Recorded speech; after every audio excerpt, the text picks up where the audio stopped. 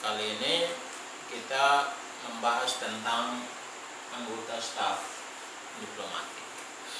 Kalau pada pertemuan pertama sudah dijelaskan tentang pengertian hukum diplomatik, sejarah perkembangan hukum diplomatik, dan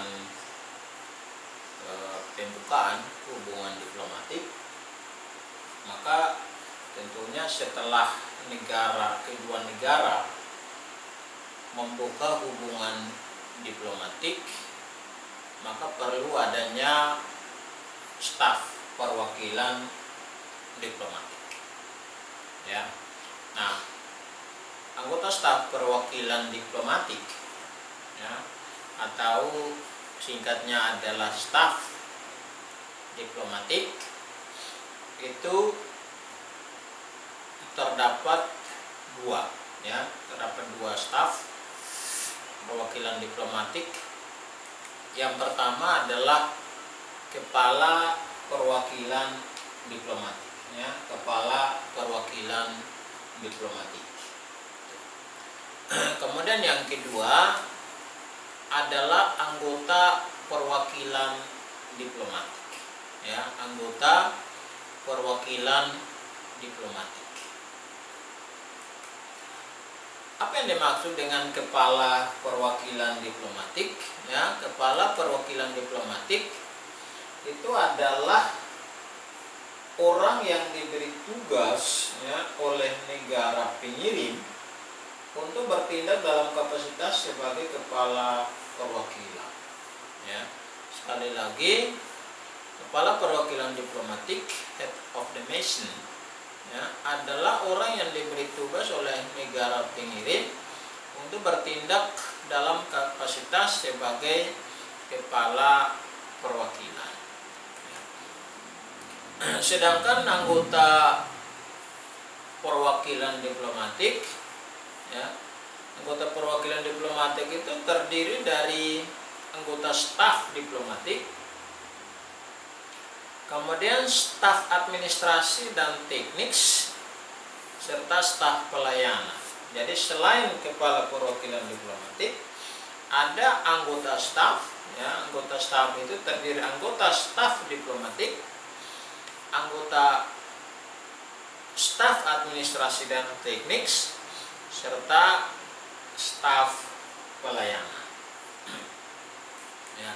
Nah, kepala perwakilan diplomatik atau anggota staf diplomatik, atau singkatnya staf perwakilan diplomatik ini lazimnya disebut dengan diplomatic agent. Jadi kalau ada penyebutan diplomatic agent, itu artinya menyangkut kepala perwakilan diplomatik maupun anggota perwakilan diplomatik.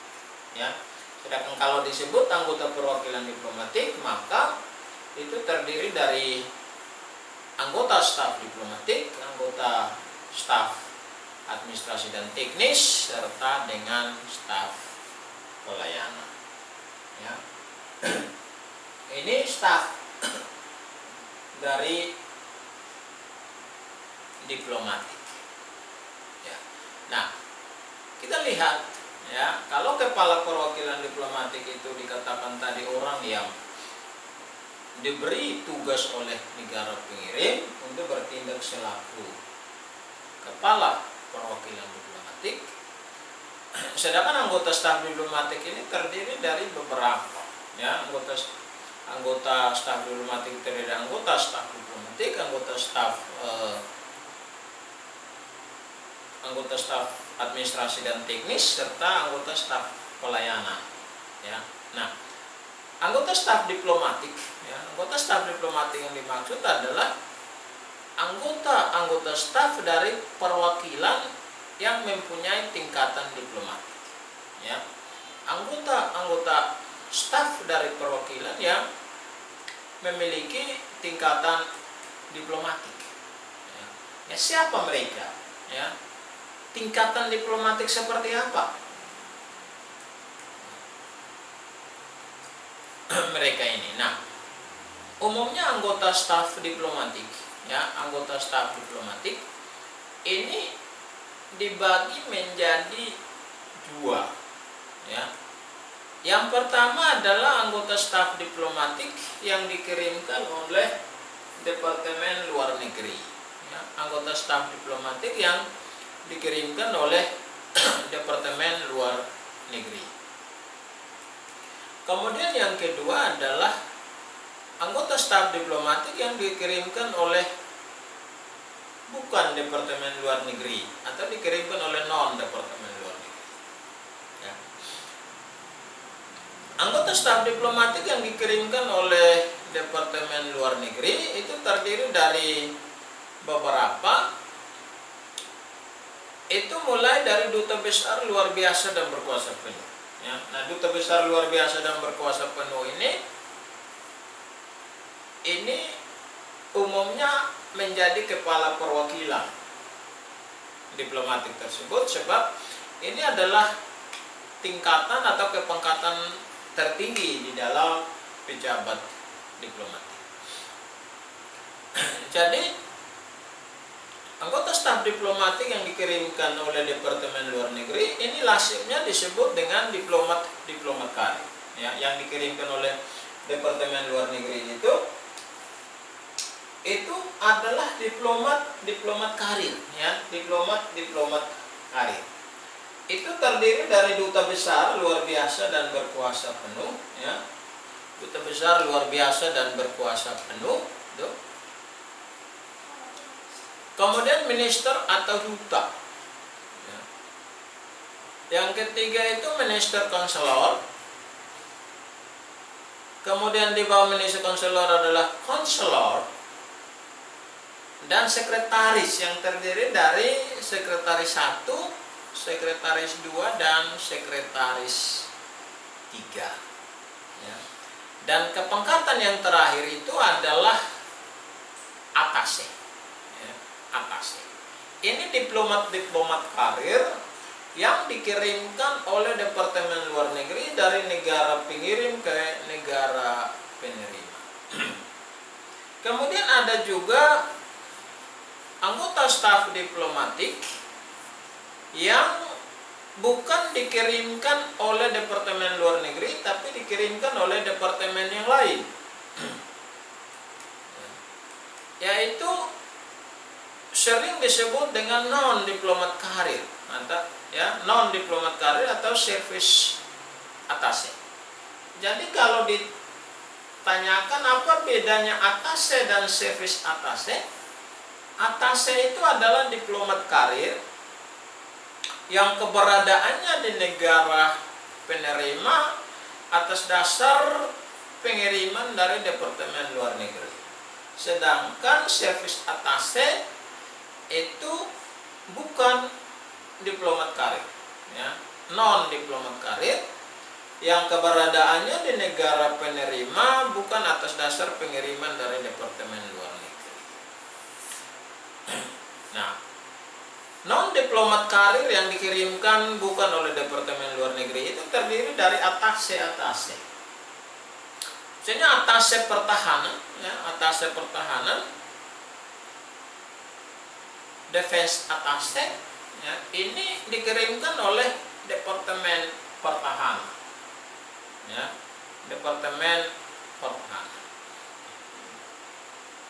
Kemudian atase penerangan, press atase, ya, atase perdagangan, ya, atase migrasi, atase pendidikan dan kebudayaan, serta atase pertanian.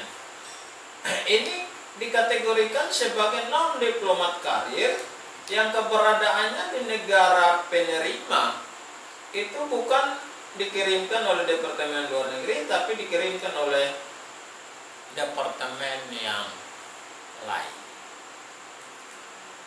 Nah, anggota staf diplomatik ini dalam melakukan perjalanan, ya, dari negara pengirim ke negara penerima itu dapat menggunakan paspor diplomatik, ya. Kenapa mereka menggunakan paspor diplomatik? paspor diplomatik ini digunakan supaya para anggota staf diplomatik ini dapat menikmati hak kekebalan dan keistimewaan baik di dalam melakukan perjalanan dengan melakukan transit di negara ketiga ataukah dalam perjalanan menuju ke negara pengirim, negara penerima. Ya. Sedangkan anggota staf administrasi dan teknis, ya, ini adalah mereka yang bertugas, ya, mereka yang bertugas di bidang pelayanan dan teknis. Ya. Anggota staf administrasi dan teknis ini adalah mereka-mereka yang bertugas di bidang pelayanan dan teknis. Ya, nah, anggota staf teknis, anggota staf ini, ya, administrasi dan teknis ini pengangkatannya oleh Menteri Luar Negeri, ya, Menteri Luar Negeri.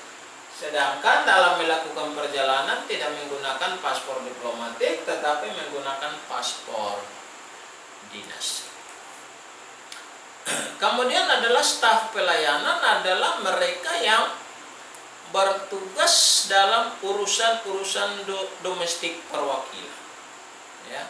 Nah, staf layanan ini paspor yang digunakan paspor biasa. Ya. Pengangkatannya dilakukan oleh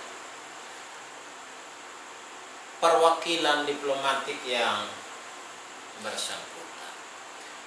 Kemudian pelayan pribadi, private servants, ya, pelayanan pribadi atau staf lokal, ya, staf lokal adalah mereka yang melayani urusan domestik, ya, mereka yang melayani urusan domestik dari anggota staf perwakilan dan bukan pegawai dari negara pengirim. Ya. Jelas paspornya yang digunakan paspor biasa, pengangkatannya oleh pejabat diplomat yang bersangkutan. Ya. Kewarganegaraan itu bisa dari negara pengirim, bisa juga dari negara penerima, atau bisa dari negara ketiga. Ya. Jadi anggota staf diplomatik, staf administrasi dan teknis, serta staf pelayanan ini memiliki perbedaan. Ya, staf diplomatik itu perjalanannya jelas menggunakan paspor diplomatik, sedangkan staf administrasi dan teknis menggunakan paspor dinas. Staf pelayanan ini menggunakan paspor biasa. Pengangkatannya juga berbeda. Ya, kalau perwakilan diplomatik atau staf diplomatik itu pengangkatannya oleh presiden, ya, sedangkan administrasi teknis itu oleh Menteri Luar Negeri. Ya. Kemudian staf layanan itu diangkat langsung oleh kepala perwakilan yang bersangkutan. Kemudian pelayan pribadi itu pengangkatannya oleh pejabat diplomat yang bersangkutan. Nah, ini tentang staf. Nah, bagaimana cara pengangkatan anggota diplomatik? Ya. Bagaimana cara pengangkatan anggota diplomatik? Nah, ada dua cara pengangkatan anggota diplomatik. Ya. Yang pertama adalah pengangkatan bebas. Ya. Pengangkatan bebas yaitu pengangkatan staf diplomatik tanpa memerlukan persetujuan dari negara penerima. Ya. Pengangkatan bebas atau pengangkatan staf diplomatik tanpa persetujuan dari negara penerima. Siapa mereka ini? Ya. Anggota staf diplomatik yang pengangkatannya secara bebas oleh presiden, ya, yang akan dilaksanakan oleh Menteri Luar Negeri, ini terdiri dari minister atau duta, ya. Kemudian minister konselor, sekretaris 1, 2, dan 3, serta attaché. Ya. Jadi anggota staf diplomatik yang pengangkatannya melalui pengangkatan bebas tanpa persetujuan negara penerima pada dasarnya adalah seluruh anggota staf diplomatik yang berada di bawah kepangkatan duta besar luar biasa dan berkuasa penuh.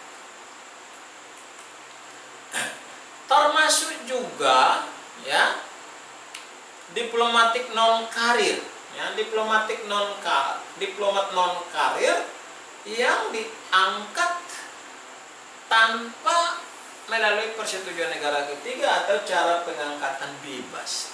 Itu terdiri dari attaché penerangan, attaché perdagangan, attaché imigrasi, attaché pendidikan dan kebudayaan, serta attaché pertanian. Ini kalau kata cara pengangkatan bebas anggota staf diplomat. Kemudian cara yang kedua adalah pengangkatan dengan persetujuan negara penerima, ya. Pengangkatan dengan persetujuan negara penerima. Nah, pengangkatan dengan persetujuan negara penerima itu terdiri dari duta besar luar biasa berkuasa penuh dan attaché pertahanan. Jadi dua anggota staf diplomatik yang pengangkatannya tidak secara langsung tetapi oleh pemerintah negara pengirim atas persetujuan negara penerima itu adalah duta besar luar biasa dan berkuasa penuh, yang umumnya ini adalah kepala perwakilan diplomatik ditambah dengan attaché pertahanan, ya, attaché pertahanan. Nah, Bagaimana prosedur pengangkatan duta besar luar biasa dan berkuasa penuh? Atau bagaimana cara pengangkatan kepala perwakilan diplomatik? Ya, ini tentunya juga cara pengangkatannya sama dengan cara pengangkatan attaché pertahanan. Ya. Proses pengangkatan duta besar luar biasa yang berkuasa penuh dikatakan tadi pengangkatannya melalui persetujuan negara penerima, maka prosedur pengangkatan yang dilalui adalah pertama penunjukan, ya, penunjukan oleh kepala negara pengirim dengan meminta persetujuan negara penerima dengan melampirkan CV dari calon yang bersangkutan. Ya.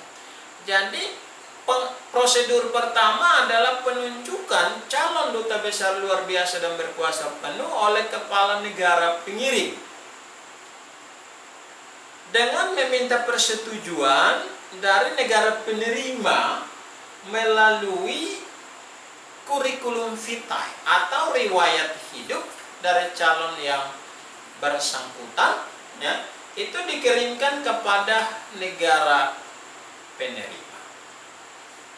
Kemudian prosedur lebih lanjut, ya, kurikulum vitae atau riwayat hidup dari calon duta besar luar biasa dan berkuasa penuh ini dipelajari oleh negara penerima.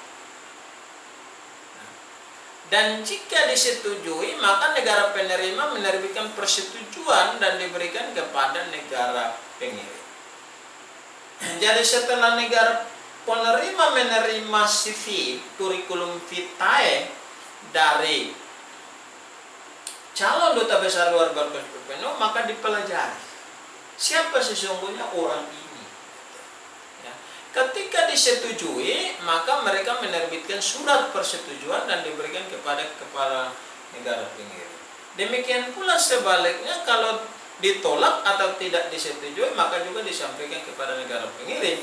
Dan tentunya negara pengirim harus mengganti calon yang bersangkutan. Ya.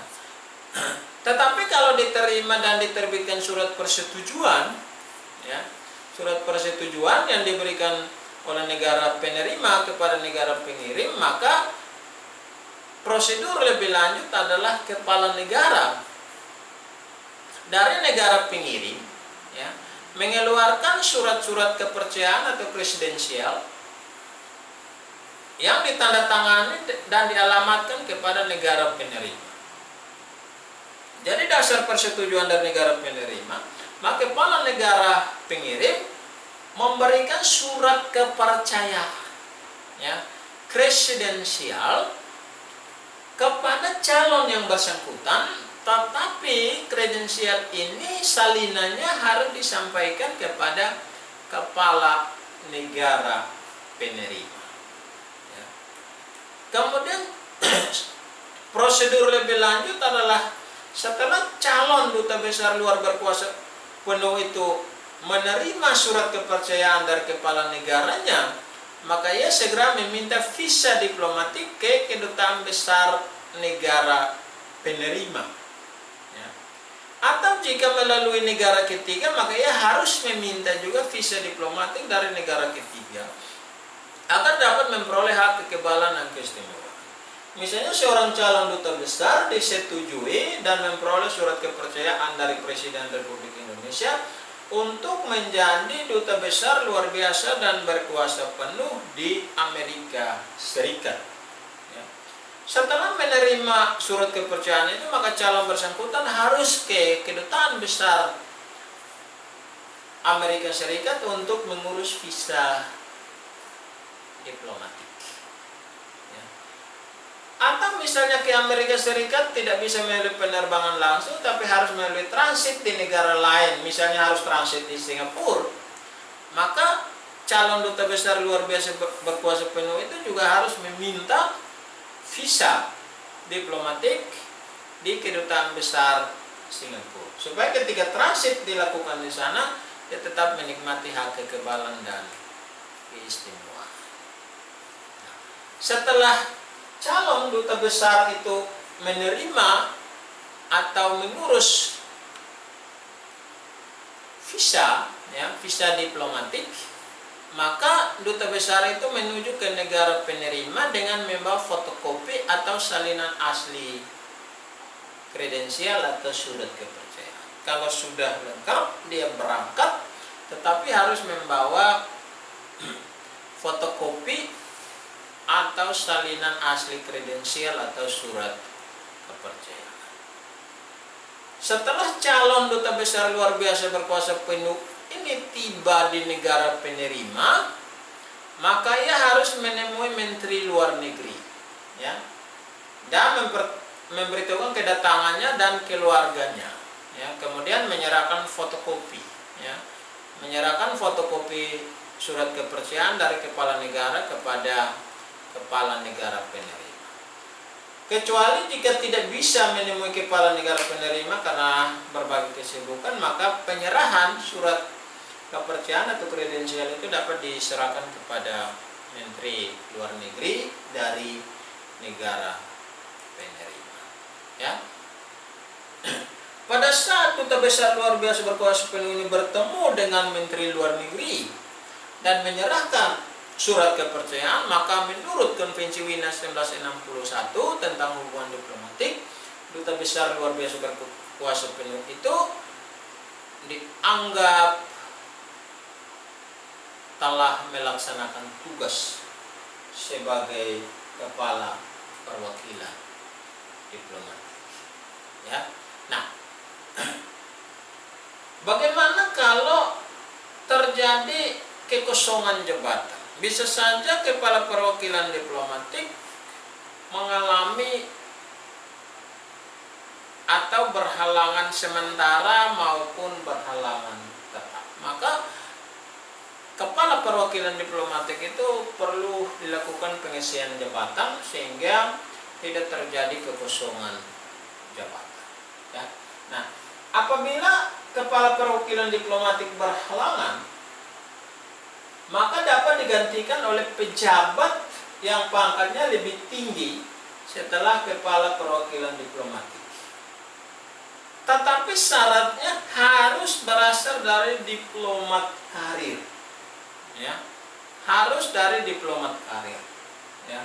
Nah, orang yang menjalankan tugas selaku pejabat sementara kepala perwakilan diplomatik ini biasa disebut dengan kuasa penuh sementara. Change de affaires et interim. Nah, bagaimana kalau misalnya di dalam perwakilan diplomatik itu semua pejabat diplomatik berhalangan dan yang ada hanyalah staf administrasi, ya.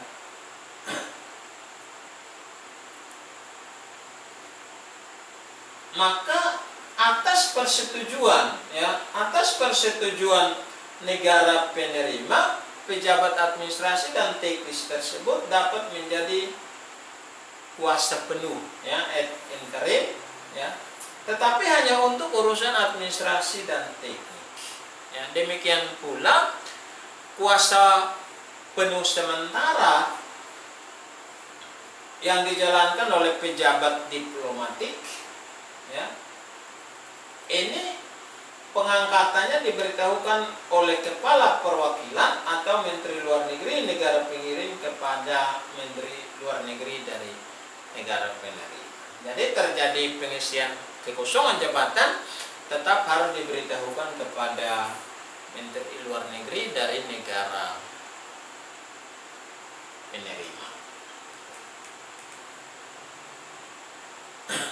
Berikut kita lihat tugas-tugas, ya, tugas-tugas perwakilan diplomatik, ya. Kita lihat tugas-tugas perwakilan diplomatik.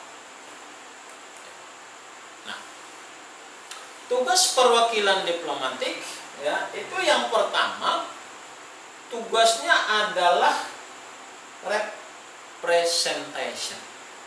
Apa yang dimaksud dengan representation? Representation artinya kepala perwakilan diplomatik itu mewakili negara pengirim, ya, mewakili negara pengirim di negara penerima, ya. Tetapi ada pembatasan, ya. Jadi tugas pertama representation, perwakilan diplomatik itu mewakili negara pengirim di negara penerima. Perwakilan itu ada pembatasannya. Pembatasan pertama adalah tidak boleh menggunakan kedutaan besar, ya, tidak boleh menggunakan kedutaan besar dengan cara yang tidak sesuai dengan tugas-tugas perwakilan diplomatik, ya, sebagaimana ditetapkan dalam Konvensi Wina 1961 atau aturan lain dari hukum internasional atau persetujuan khusus bilateral lainnya antara negara pengirim dan negara penerima. Ini dibatasi, ya. Kemudian yang pembatasan kedua harus menghormati hukum dan peraturan perundang-undangan negara setempat, ya. Harus menghormati hukum dan peraturan perundangan negara setempat. Memang pejabat diplomatik yang ada di negara pengirim itu memiliki hak kekebalan dan keistimewaan, ya. Tetapi kewajibannya harus menghormati hukum dan peraturan perundangan di negara setempat. Jika dia di sana tidak menghormati hukum dan ketentuan peraturan perundangan di sana, dia memang tidak bisa dihukum berdasarkan peraturan perundangan negara penerima, tetapi bisa dinyatakan sebagai orang yang tidak disukai, persona non grata. Dan ini bisa mengganggu hubungan diplomatik antara kedua negara. Kemudian pembatasan ketiga adalah tidak boleh mencampuri urusan dalam negeri dari negara penerima. Tidak boleh melakukan intervensi, ya, terhadap urusan dalam negeri negara penerima. Kemudian yang kedua, tugas yang kedua dari perwakilan diplomatik adalah protection. Ya, protection. Apa yang dimaksud dengan protection? Protection artinya melindungi kepentingan negara pengirim dan kepentingan warga negara dalam negara penerima sesuai batas-batas yang diperbolehkan oleh hukum internasional. Jadi tugas perwakilan diplomatik ini adalah melindungi kepentingan negaranya di negara pengirim, juga kepentingan warga negaranya yang sementara berada di wilayah negara pengirim. Tetapi perlindungan itu tentu harus sesuai dengan batas-batas yang diperbolehkan oleh hukum internasional. Misalnya, seorang tenaga kerja Indonesia dia tersangkut masalah hukum di Malaysia, maka kewajiban perwakilan diplomatik Indonesia di Malaysia adalah memberikan perlindungan hukum sesuai dengan hukum yang berlaku di Malaysia. Misalnya mempersiapkan penasihat hukum untuk melakukan pembelaan ke warga negara ini dan lainnya. Nah, batas-batas yang diperbolehkan oleh hukum internasional ya, dalam memberikan perlindungan hukum kepada negara pengirim maupun warga negara dari negara pengirim yang berada di wilayah negara penerima. Yang pertama, melindungi kepentingan negara pengirim di segala bidang, ya, baik bidang ekonomi, sosial, budaya, pertahanan, keamanan. Itu negara perwakilan diplomatik ini punya kepentingan untuk memberikan perlindungan. Yang kedua, melindungi kepentingan warga negaranya di negara penerima apabila terjadi kerugian atau segala penderitaan yang dialami oleh warga negaranya. Ya. Itu yang pertama representation, yang kedua protection, yang ketiga negotiation. Ya, negotiation. Negotiation artinya perwakilan diplomatik dapat melakukan perundingan dengan pemerintah, ya, dengan pemerintah negara penerima, ya. Hasil daripada negosiasi itu jika terjadi kesepakatan, maka perwakilan diplomatik itu juga dapat membuat persetujuan atau perjanjian dengan negara penerima. Atau bisa perwakilan diplomatik mewakili negaranya memberikan penafsiran mengenai pendapat atau sikap pemerintahnya untuk mencari dukungan mengenai sesuatu masalah. Hasil dari negosiasi juga, ya, perwakilan diplomatik dapat mengadakan konsultasi mengenai masalah-masalah internasional. Yang keempat, ya, hasil negosiasi itu juga negara perwakilan, ya, kepala perwakilan diplomatik dapat mengadakan konsultasi di antara kelompok negara. Juga mengadakan protes mengenai kekecewaan dan ketidakpuasan yang dialami perwakilan negara-negara pengirim kepada pemerintah negara pengirim. Jadi negosiasi ini bisa juga berupa protes. Tugas yang berikut adalah reporting, ya. Artinya melaporkan kepada pemerintahnya tentang keadaan-keadaan negara penerima dengan cara yang tidak bertentangan dengan hukum mengenai berbagai aspek, ya. Tapi substansi laporan itu hanya terhadap hal-hal yang sah, ya, hal-hal yang sah menurut hukum. Kemudian promoting, ya, promosi. Meningkatkan hubungan persahabatan, promosi meningkatkan hubungan persahabatan dengan negara penerima dan mengembangkan hubungan ekonomi, kebudayaan, dan ilmu pengetahuan, ya.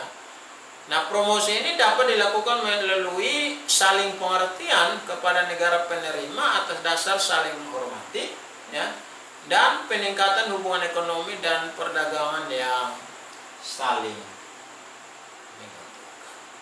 ya, saling menguntungkan. Ini tugas-tugas, ya, tugas-tugas dari perwakilan diplomatik yang ada di negara penerima. Ya, ini materi kuliah kedua. Kita cukup membahas tentang anggota staf diplomatik dan tugas-tugas staf diplomatik.